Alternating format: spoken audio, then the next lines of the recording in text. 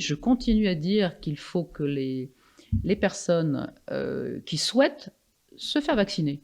Tout le monde est libre. Et cette liberté, je la défends aussi dans tous les sens. C'est-à-dire que si les personnes, pour des raisons d'angoisse, pour des envies de voyage, si elles pensent que pour voyager, l'obligation pour elles, c'est d'être vaccinées, elles ont le droit d'aller se faire vacciner en ayant eu l'information nécessaire et suffisante pour choisir en toute connaissance de cause. Le fameux consentement éclairé qui n'est pas réellement... Voilà. Aujourd'hui, les personnes disent « mais si, on a signé un papier ». Je dis « est-ce que vous savez ce que vous avez signé ?»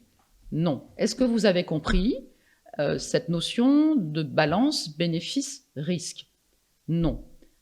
Après, encore une fois, chacun est libre. Je suis par contre extrêmement inquiète de ce qui est en train de se préparer pour la vaccination des enfants.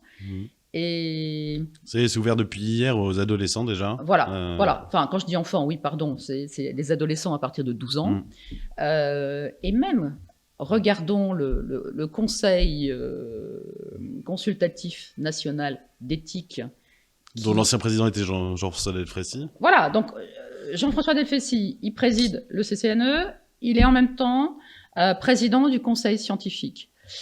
Le CCNE dit attention, attention, attention, prudence, grande prudence. Et vraiment, alors là, je le prends à mon compte, il faut être extrêmement prudent dans ce domaine-là, puisque on voit aujourd'hui énormément d'effets secondaires de cette vaccination. Et plus on descend en âge, on a ce recul maintenant dans d'autres pays qui ont commencé, plus on note des effets secondaires. Donc, prudence, surtout quand on fait cette évaluation bénéfice potentiel de la vaccination, risque, alors que c'est une population qui n'est pas malade du Covid, qui ne meurt pas du Covid.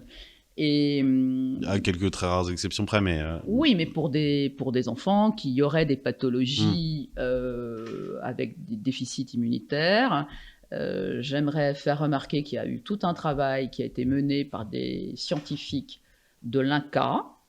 Le rapport, à ce stade, n'a pas été publié.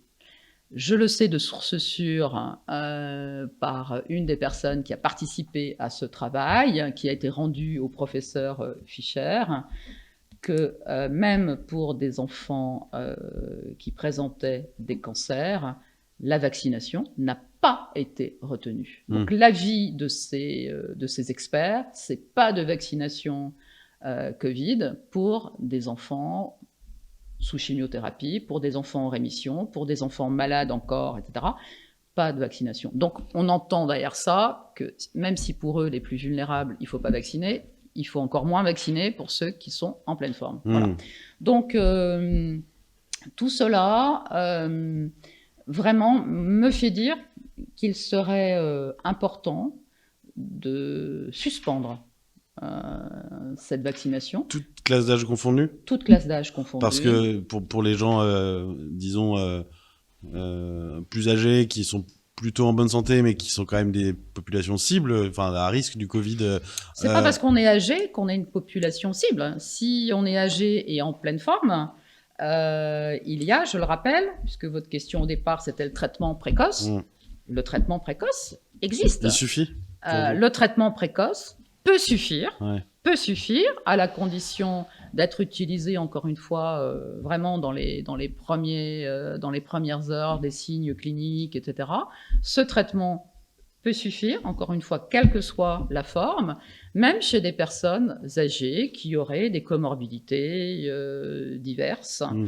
Y compris en prophylaxie ou en prévention ou... Alors, je ne me prononcerai pas parce que, c'est pas votre, en effet, c'est pas mon champ d'expertise. Dans le collectif, certains se sont prononcés là-dessus, notamment avec la prophylaxie, comme on a l'habitude de l'entendre, la vitamine D, le zinc, etc. Mais toujours sur les conseils de son médecin traitant. C'est-à-dire pas tout seul. Pas d'automédication. Pas d'automédication. De toute façon, l'accès aux molécules antibiotiques ou autres, c'est sur prescription, c'est sur ordonnance. Donc, il n'y a jamais eu d'automédication.